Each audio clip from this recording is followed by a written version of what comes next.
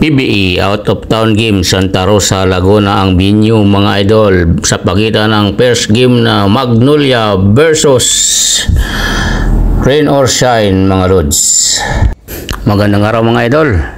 Mukhang nakahanap na ng perfect import ng Magnolia sa katauhan mga idol ng bagong nagdibo si Jabari Bird mga idol.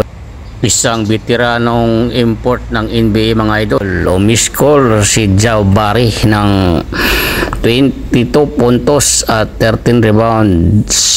Sinabi pa ng coach na si Chito Victolero na hindi naman nila kailangan ang magandang opensa, pero basta makakatulong lang sa team mga idol, na sa tingin niya ay nakatulong nga si Jabari sa panalo ng Magnolia mga idol. Masipag ang import ng Magnolia ngayon mga lods. Tinambakan nila ang Rain or Shine ng 52 points mga idol, 121-69. Napakaladaming tambak yun mga lods. Ito ang mga score mga idol.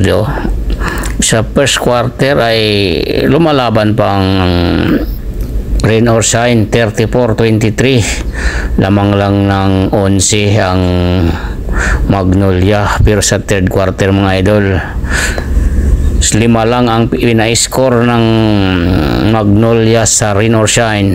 28-66 mga idol. Matindi. 5 points lang ang na-score ng Rain or Shine sa second quarter. Pagdating ng third quarter mga idol, dito na nag-umalagwa ang Magnolia Templados, 88-49.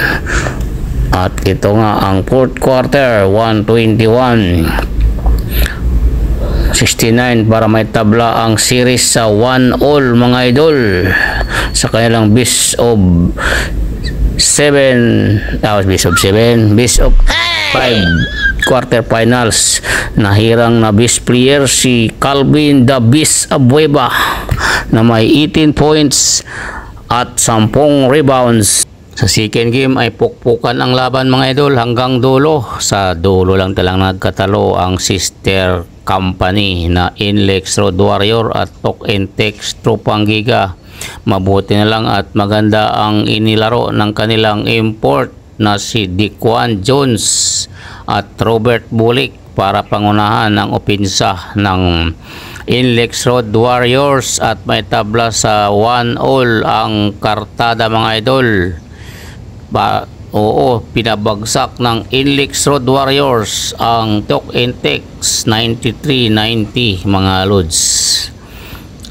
Pero hindi sumusuko ang Talk and Text mga idol nang mapaul nga ni Roger sa 4-point line ang import na si Hollis Jefferson. Mabuti na lang at hindi na ipasok mga lodi. Nasayang naman ang double-double performance ni Hollis Jefferson na may 22 points, 22 rebounds. At ang kanyang mga kakampi na si Roger Pugoy at Jason Castro na may tig 19 points. At sinambatak na mayroong 11 points mga idol. Katunayan mga idol, kaya dikita ng laban ay sa first quarter ay 3 lang ang lamang ng Inlex Road Warriors, 24-21. Sa halftime ay tabla sa 40 mga idol. At sa third quarter 69-64 mga lodi. At dito na nga ang final score na 93-90 at may tabla ang laro.